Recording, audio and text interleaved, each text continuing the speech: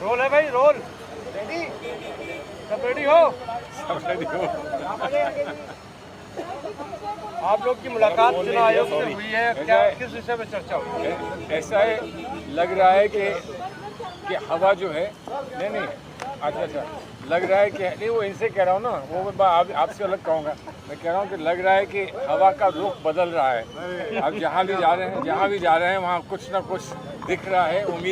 उम्मीद की किरण जो है वो चारों तरफ दिख रही है। आप लोग यहाँ पर आए हैं, आपका आभार प्रकट करते हैं। हम लोग सब साथी गए थे इलेक्शन कमीशन के सामने और हमने चार मुद्दे रखे हैं।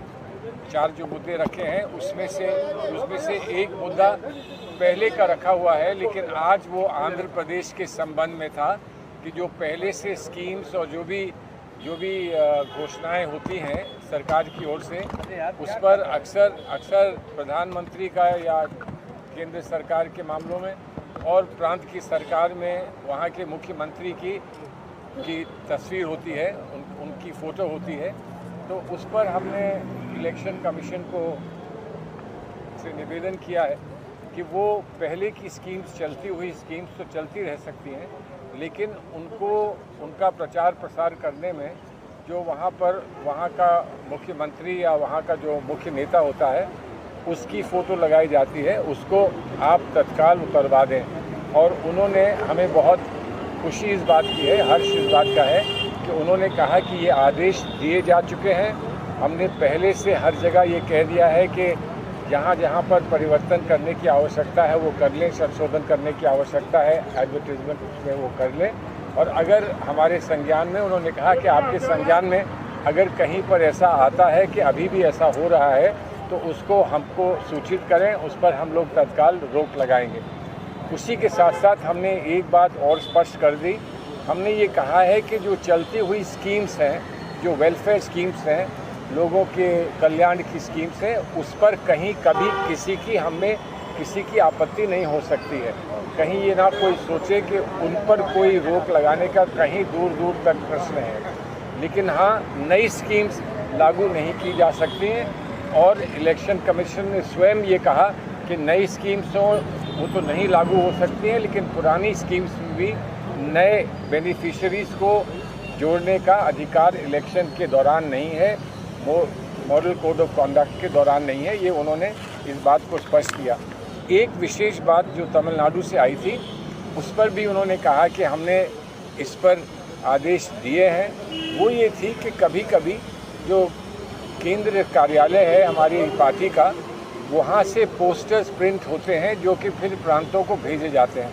उन पोस्टर्स में समय पर वहाँ के जो कैंडिडेट्स होते हैं उनका नाम या उनकी तस्वीर होती है और वो अक्सर फिर उनके खाते में जमा कर दिए जाते हैं। उसका जो खर्चा है वो उनके खाते में इलेक्शन कमीशन डालता है।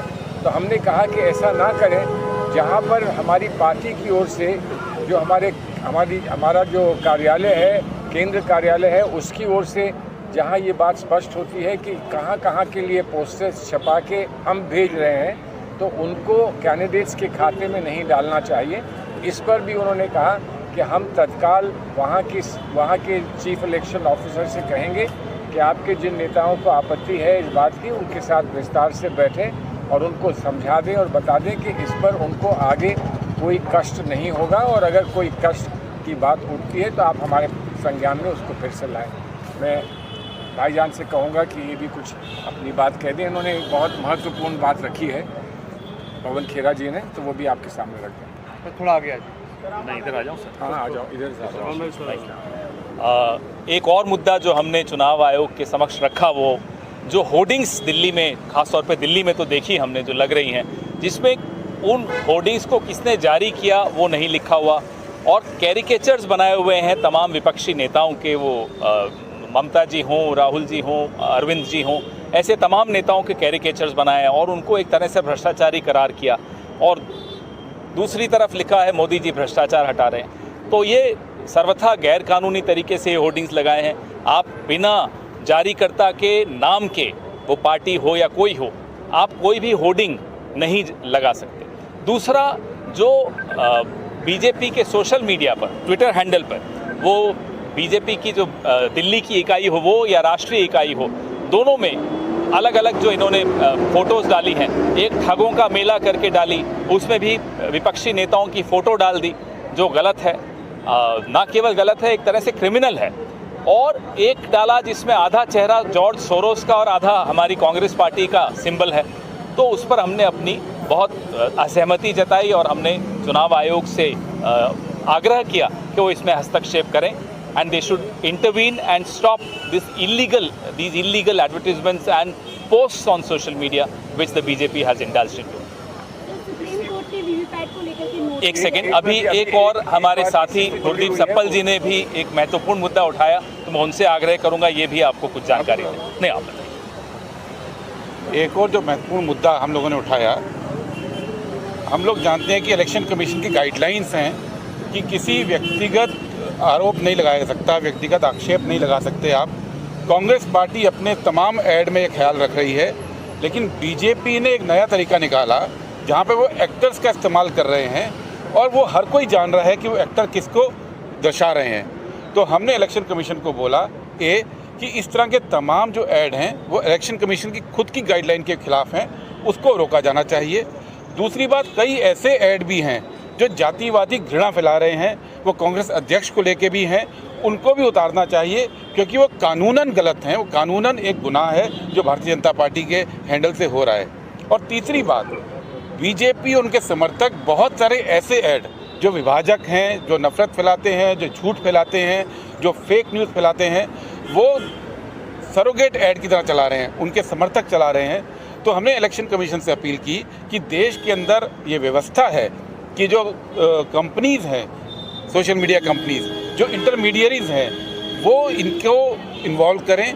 हम सब जानते हैं कि भारत सरकार अभी जब तक मोदी सरकार थी तो आए दिन लोगों के पोस्ट वो कंपनियों को बोलते थे उतारने के लिए, आए दिन लोगों के हैंडल ब्लॉक करवाते थे।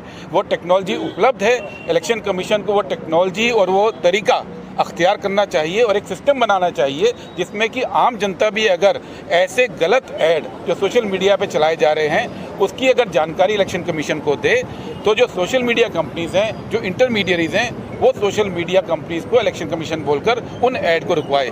क्योंकि ये ऐड इतनी बड़ी संख्या में है कि हर एक की हम इलेक्शन कमीशन को आगे शिकायत नहीं कर सकते हैं। इसके लिए जनता को इन्वॉल्व करके इलेक्शन कमीशन को कदम उठाने पड़ेंगे ताकि एक लेवल प्लेइंग फील्ड इस देश में हो, इलेक्शन में भ्रामक प्रचार को रोका जा सके, चाहे वो बीजेपी के ऑफिशियल हैंडल से हो या उनके समर्थकों के अनऑफिशियल हैंडल के हो। ये आज हमने इलेक्शन कमीशन से अपील की है। कौन जी आपसे सवाल सर, आपसे ये सवाल है सर, इसमें आप वकील साहब, आप बहुत समय से प्रयास हो रहा था, बहुत लोग बार बार सुप्रीम कोर्ट गए हैं कि ये जो प्रणाली है, जो भी चुनाव प्रणाली है जिसमें ईवीएम का उपयोग होता है, वहाँ पर बहुत सारे प्रश्न चिन्ह लोगों के मन में हैं और हमारा ये मानना है कि जो भी प्रश्न चिन्ह है उनको दूर करने का प्रयास करना चाहिए, सरकार को भी करना चाहिए और इलेक्शन कमीशन को भी करना चाहिए। इसका एक उपाय जो था वो वीवीपैट को ज़्यादा से ज़्यादा संख्या में वीवीपैट को काउंट करने का था।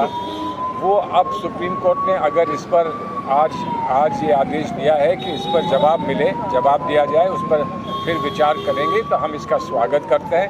100% वीवीपैट की काउंटिंग का हम स्वागत करते हैं। अब देखते हैं कि सुप्रीम कोर्ट का क्या निर्णय आएगा। जी, एक सवाल ये, प्रधानमंत्री नरेंद्र मोदी ने आज एक रैली में कहा है कि शाही परिवार के शहजादे ने कहा है कि तीसरी बार बीजेपी आई तो देश में आग लग जाएगी। हम तो एक शहजादे को जानते हैं, उसका नाम है जय शाह। पता नहीं वो उनके लिए कह रहे हो। शहजादा तो अब एक ही है, शाह, शहनशाह और शहजादा।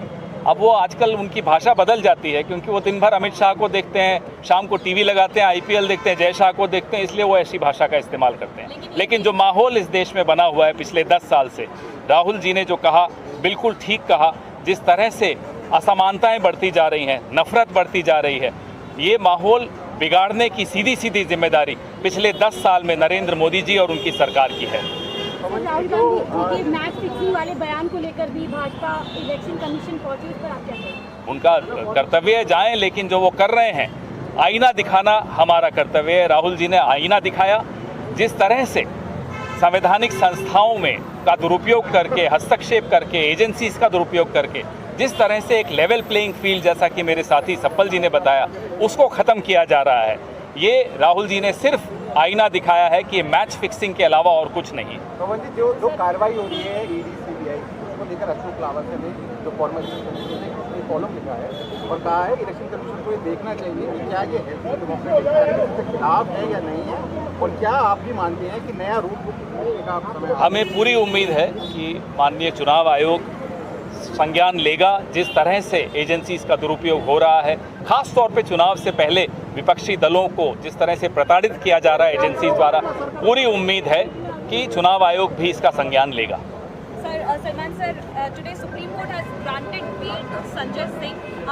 On this, BJP is saying that now opposition cannot question the agencies. They cannot say that ED was not in favor of giving bail to Sanjay Singh. How do you say? Issue is not on what they are saying. The issue is that ED conceded that he may be given bail. Otherwise, the Supreme Court would have had to take a decision, and the Supreme Court would have taken a decision because it had been a fairly longish hearing. But ED is now getting convinced that they haven't rightly arrested somebody or haven't really had somebody in custody for an appropriate reason. Then it is one can only say कि देर आए दुरुस्त आए, because they are now beginning to understand what the truth is and what the reality is. देखिए, हिंदी में जी, supreme court ने bell अवश्य दिया है, लेकिन सुप्रीम कोर्ट ने बेल ईडी के कंसेशन के बाद दिया है। ईडी ने प्रयास नहीं किया कि सुप्रीम कोर्ट को कन्विंस करें कि वो बेल नहीं मिलना चाहिए। ईडी ने स्वीकार किया जब सुप्रीम कोर्ट ने कहा आपने उसको 6 महीने जेल में बंद रखा है, अब आपको क्या आवश्यकता है और उसको जेल में रखने की, उस व्यक्ति को, तो आप पूछ कर आइए कि आप चाहते हैं कि इसको पूरी तरह से हम सुने या इस पे आप कुछ कहने के लिए तैयार हैं। तो लंच के बाद उन्होंने आके कहा कि हमें कोई आपत्ति नहीं होगी अगर इनको बेल मिल जाए। तो ईडी ने कंसीड किया है, इसका मतलब कोई ना कोई बात ईडी को समझ में आई है कि वो जो कर रहे थे वो सही नहीं था, इसीलिए कंसीड किया होगा ना, नहीं तो कंसीड क्यों करते। लेकिन बेल मिली है, इसका हम स्वागत करते हैं। Thank you.